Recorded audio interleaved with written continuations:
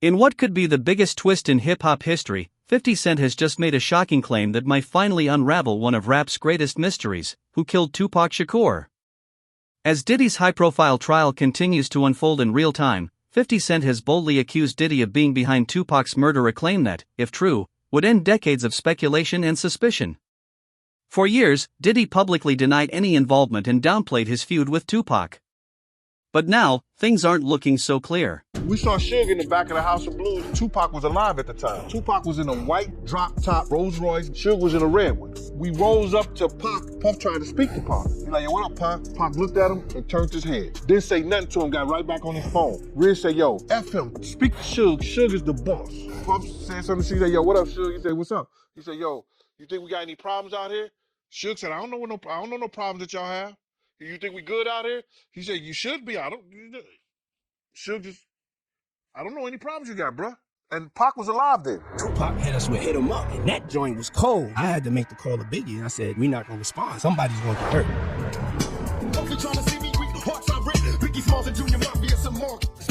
New court documents show that TPD Davis accused Sean Diddy Combs of paying $1 million for the of rap icon Tupac Shakur. Rest in peace, Biggie.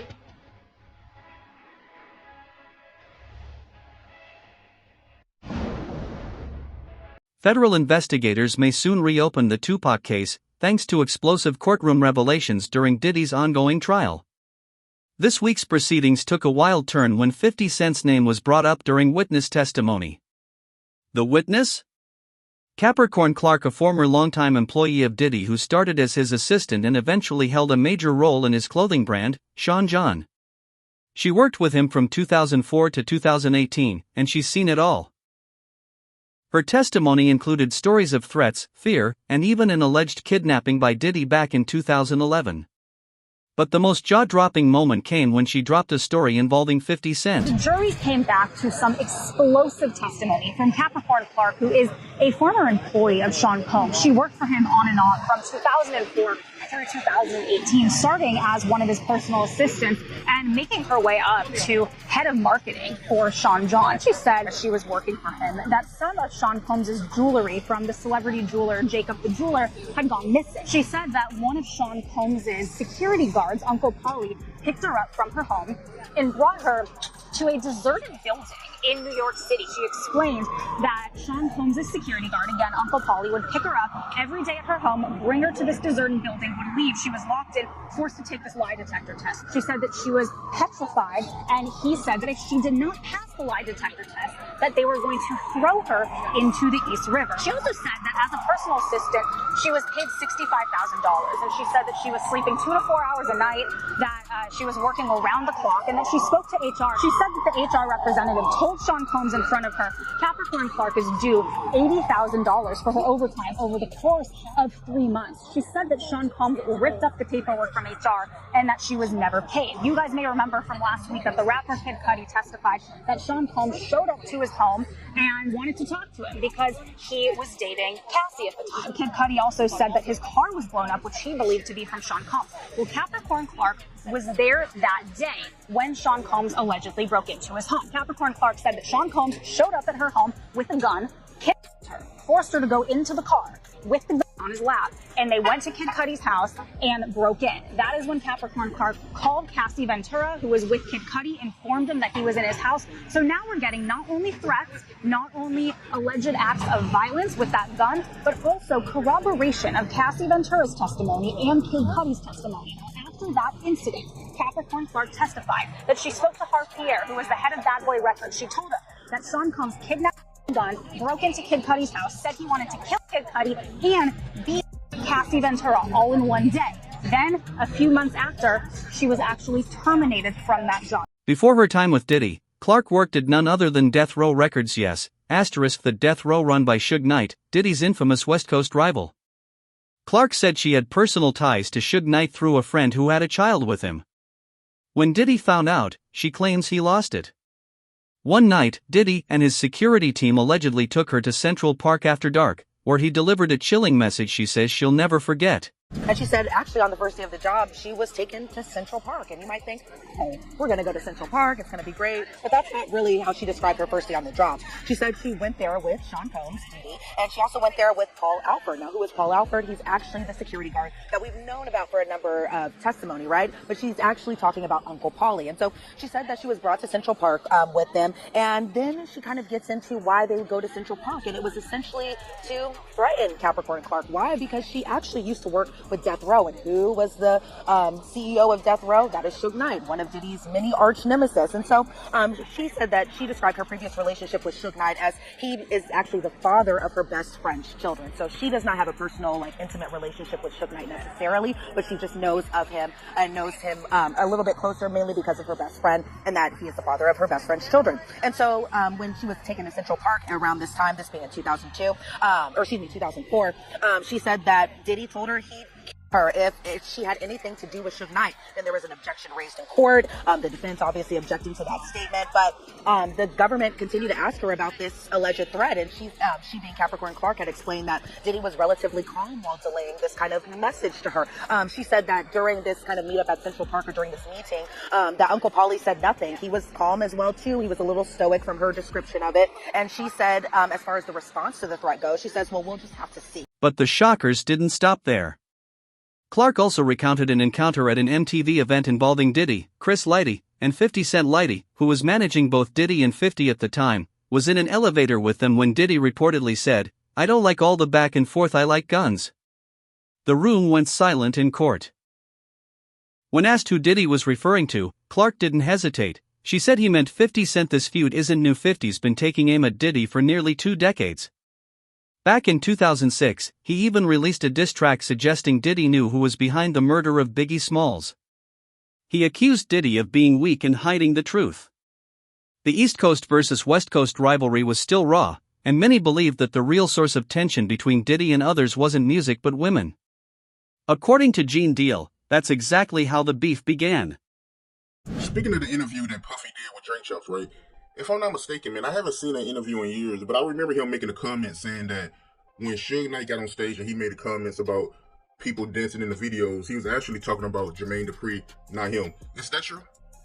Suge Knight ain't tell Puff no shit like that, and Puff ain't believe no shit like that, because right after Suge Knight made that statement, what did Puff do? He got on stage, because if a brick hits you, say ouch. He got on stage and spoke on it. You know, another executive come up here speaking on that. I love Dr. J, I love what they doing. I get Death Row, they props in the whole 9 yards. If he thought he was talking about Jermaine Dupri, why the fuck would he spend and say something right then and there? Why would he say something? He knew it was about him. That's why he got on stage and said what he said, bro. Didn't he say that right after what Suge Knight said? He got at the Source Awards and said what he said with faith up there. Yeah, you're right, man. That's a good point, man. After Suge Knight did say what he said on stage, Puffy, he did get on stage and he did address it, so. So it was all bullshit. Oh, see, everything get changed years later. Everybody wanna write their exit or write their entrance the way they wanna write it and not tell the truth. Tell the truth so these young kids can understand, so these young kids can not make the same mistakes that you made. But they're not gonna do that, because everybody wanna be bigger than what they are. So you have some people that say that Tupac, he was the one behind the beef between Death Row and Bad Boy. And you got some people that say that, you know, the beef between Death Row and Bad Boy started when Big J got killed. But from your point of view, when did the tension and beef start between Death Row and Bad Boy? All the tension started between Puff and Suge Knight. You understand? All the tension came from Puff and Suge Knight.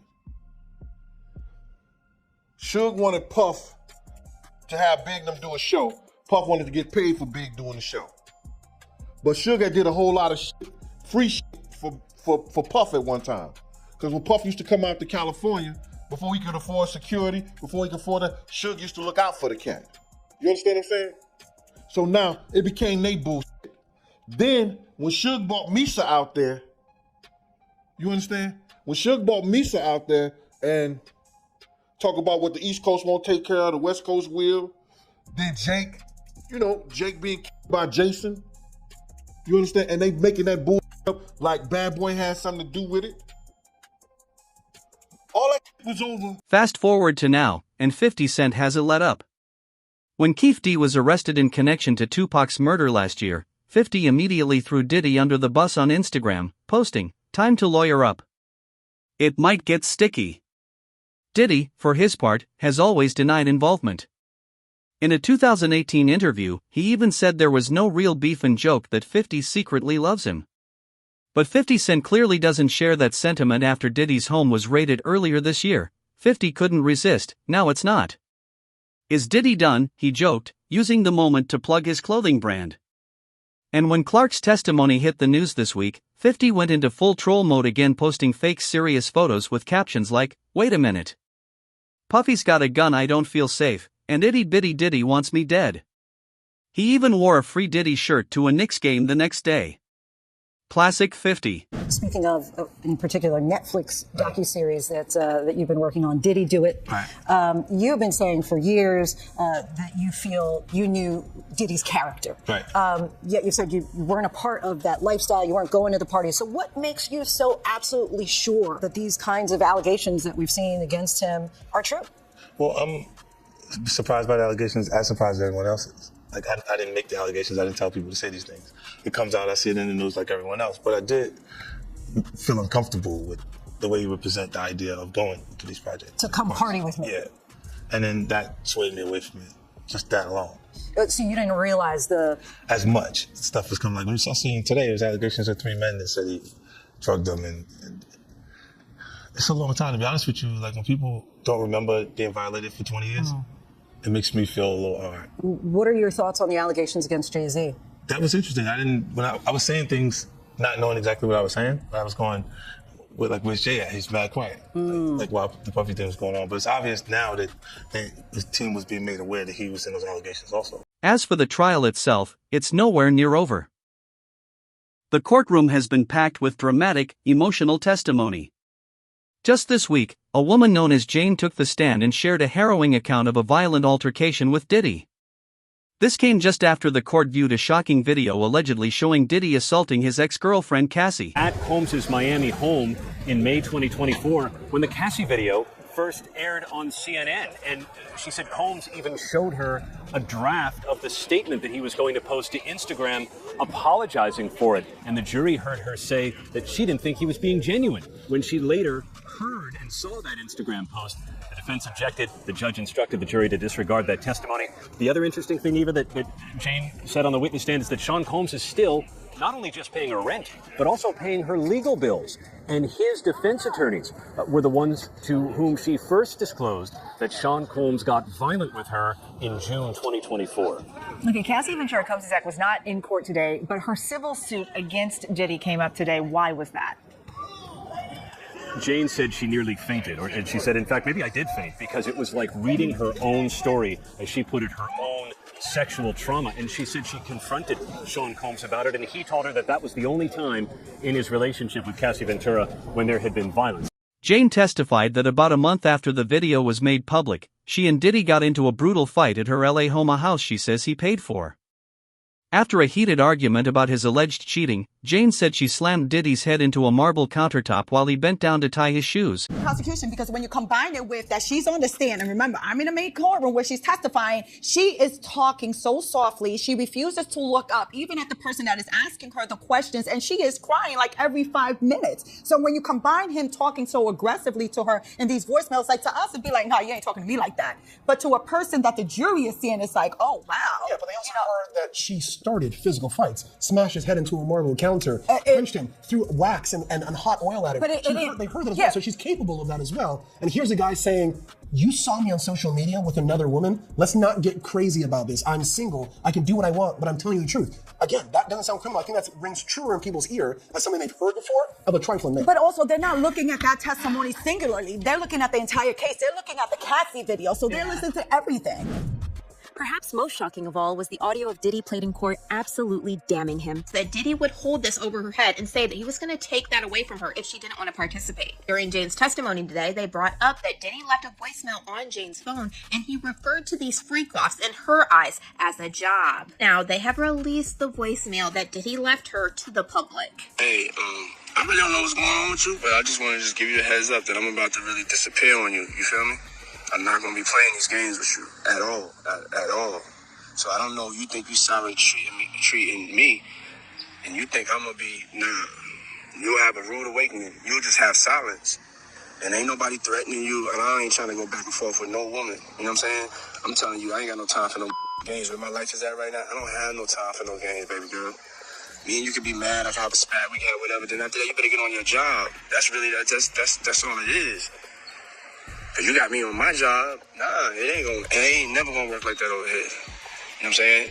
I was trying not to leave this message, but you have left me no choice. So either you go in the direction of like moving on and like that, or you like just like have me just keep moving.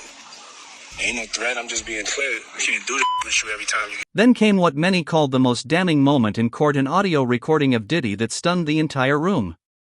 The content hasn't been made public, but those inside say it was absolutely devastating to his defense. He gave her a love bracelet and told her that he would send her money at the end of the trip, and not just any money, not a couple like $50 or $100, maybe even $1,000. No, it was a lot of money. It was $10,000 that he said that he was going to send her at the end of the trip just to have $10,000, which must be pretty nice for someone to send $10,000 just because. But during the trip, Jane said that she started to use some types of drugs, including ecstasy. She said she had taken it before, but that Diddy was the one who suggested it at various points during the trip, like 10 times, as she said, and said that he had opened his hand, a pill was there, and said, take this, it'll be more fun. And then she said her body began convulsing during this trip. She fell to the sand, and that Christina Coram and the butler had to put her in a lukewarm shower. And then she said every other day that while on this trip that they would take this ecstasy pill, I should say. And so it seemed like that was kind of the start of the relationship. One, drugs, but also a lot of money kind of being thrown at her just right at the beginning. But according to Jane, she was just head over heels during this. So I don't hear trafficking yet. I don't hear that force, fraud, coercion. However, starts talking about giving drugs when having sex, other people, his associates taking care of her. You're starting to see the flavors of then maybe things of value being given in exchange for sex acts. Why do I say that? Because then she talks about a change. She talks about a change in their sex life, right? Yeah, she did, and she really started getting pretty emotional at this point, where you could hear her voice kind of shaking, as well as she started crying while she was on the witness stand. And this change in their relationship happened in May of 2021, and that was when Diddy started talking about fantasies at this point. Jane had said, he wanted me to talk about other men. Do you like what you see? Pretend it's here. And this is while the two were watching pornography together. She had explained that Diddy was the one who initiated the fantasy talks, and that around this time, Jane had been awake for 24 hours. She was doing drugs like ecstasy and Jane claimed that after the fight, Diddy calmly showered, told her to ice her injuries, and asked her to change into lingerie. Then, she said, he called over a male escort, another disturbing twist in an already dark narrative. Sean Diddy Combs' team is once again asking a judge to declare a mistrial in his and racketeering case. Defense attorneys claim prosecutors presented false evidence alleging Combs dangled a woman from a balcony in Los Angeles in 2016, saying that they can prove he was in New York City at the time. Let's bring in ABC News legal contributor Bernardo Villalona to break this all down. Thanks so much for being with us. Diddy's team claims that the woman committed perjury on the witness stand, and that's why they were asking for a mistrial. What do you make of this move? Yeah, so I was in the courtroom when this witness was testifying, and when the defense attorney, Ms. Westmoreland, confronted this witness with the travel arrangements where Sean Combs was in a different state when she alleged that she was dangled over this balcony. So in terms of what the defense is trying to do, they're trying to prevent a miscarriage of justice. They are asking the judge to step in and not to wait and see what a jury would do, because now they've shown a pattern of prosecutorial misconduct by this prosecutor. Number one, with the insinuation that Sean Combs has something to do with paying off LAPD to get rid of evidence, and now with condoning this perjured testimony. So yes, they're asking for the judge to step in now and make a decision, and not to wait to see what a jury would do. Also to remember that they're doing this now because they are doing two things. They're also trying the case in front of a jury, but if there is a conviction, they want to make sure that they have brought this issue up before this judge, so that way an appellate court can review this decision. Okay, thank you for explaining that context there. And prosecutors, they are expected to respond to the mistrial request before court resumes tomorrow. What do you anticipate will happen? So on this specific issue, I think the judge is going to deny the defense's request for a mistrial. The reason being because they're dealing with something having to deal with the credibility of a witness. The jury is the finder of fact. They are the ones that determine the credibility of witnesses. So that being the case, the judge is going to say that it's up to the jury to determine the witness's credibility, that being of Cassie Ventura, and also of this witness that supposedly gave perjured testimony. So they're going to leave it. The judge is going to let the jury to decide and going to deny the defense's request. Diddy's legal team is fighting back hard. They've already filed for a mistrial twice. Their latest claim? That a witness named Brianna Bonvolen gave false testimony. Bonvolen said Diddy once dangled her off a balcony at Cassie's apartment back in 2016. Diddy's lawyers insist that both Bonvolen and Cassie made false statements, and that the government used those to push through evidence that should have been inadmissible. Some breaking news. This is involving the Sean Combs trial. Senior national correspondent Laura Ingle is standing by with legal analyst Misty Maris. And Laura, you are learning Combs could potentially be removed from his trial and not allowed in the courtroom. What can you tell us? That's right, Nicole. This has just happened in the last few minutes, and this would be a huge development if he is removed for the rest of the trial. And what has happened here, as we are going through the cross-examination of one of Cassie Ventura's friends, who we've been telling you about, Brianna, who has been on the stand, Sean Combs has been, according to the judge, vigorously nodding during some of this cross, engaging with jurors, or at least appearing that he's trying to, looking at jurors. That is not allowed. And as you mentioned, legal analyst Misty Maris is here. I'm just going to scoot her in. This is breaking news, so we're just bringing her right in because we're here at the courthouse together. You just came over to tell me what the judge said. Explain to us what this means. Yeah, so this was huge because what the judge admonished the defense team, saying that Combs had been engaging with the jury, meaning that he's making direct eye contact with the jury and having a reaction, nodding his head. The judge said this is jury interference. It's to influence the jury, and actually referenced that the defense was warned not only today during Bonvolen's testimony, but also had been warned previously during the testimony of George Kaplan. So this feeds into a federal rule which relates to disruptive conduct by the defendant in the courtroom. And the rule says that if somebody is warned by the judge, the defendant is warned, but the conduct continues, one of the consequences could be removal from the courtroom for the remainder of the trial. And Laura, that is of huge consequence to the defense. Yeah, and all along we've been seeing Sean Combs, passing notes, and that's allowed with his defense. He's been very active. He's been paying attention, and we have heard of him nodding along during some of the testimony, but this is something different. Correct. So engagement with your attorneys, passing notes during testimony, even being a bit reactive to witness testimony, looking at the witness and perhaps having a reaction and looking engaged, all fine. It's when it comes down to engagement with jurors and something that could tend to influence them in some way. And what the court looks at is their influence or intimidation. Is that what the defendant is doing, and could it have that impact? So here the judge was taking a very strong stance. And keep in mind, from the defense perspective, that would be the most severe consequence, removal from the courtroom, because every defendant has the right to face their accusers. Last month, Diddy's team tried the mistrial route again, this time over destroyed fingerprint evidence from a car bombing at rapper Kid Cudi's house. That request was denied. On top of that, Diddy has reportedly been reprimanded in court for trying to influence the judge and jury, putting his entire defense strategy in jeopardy. His mind is gone, bruh. You know what I'm saying? I've seen him say stuff to the judge. I want to go to break now. And the judge said, okay, we'll break. And I'm looking like, damn. So this time, but the judge, he took that upon himself, but he didn't take it lightly when he went at the jury. Diddy looked at the jury in a way and just started nodding his head like when a certain person was giving their testimony. So when he was doing that, the judge immediately stopped because it seemed like he was trying to either antagonize or he was trying to throw some kind of sign or say something to the jury that the judge wasn't even going for, bro. The judge stopped him right there. And he addressed to their lawyers, the next time Diddy make any kind of eye contact with the jury and nod his head, yes, no, maybe, or anything, he'll be hearing about the trial from his jail cell because he will not be allowed back in court. The judge said next time. So he probably let Diddy get away with it to see how far he was going to do it. But then he said, nah, we're not having this. Because you got to realize the jury is not sequestered. They go home every day. And he's known for tampering with witnesses. If you go through the trial right today, you see how he was trying to tamper with some of the people by having security, D-Rock, and other people talk to them. They are saying that in their testimony. So the judge is very aware of the fact by hearing the testimony of some of the witnesses that he was trying to tamper with the investigation. So now they also know the history with his other cases that were state. And I was there, and I know for a fact they was about to pay off a girl that was on the witness stand on that Sean thing. So my whole thing about it is that they are aware that he's capable of trying to get to people in the witness, whether it's a witness or whether it's a juror. Gene Deal, one of Diddy's former security guards, believes something even more sinister might be going on. He claims that Diddy could be planning something dangerous behind the scenes, a cryptic warning that has people watching closely.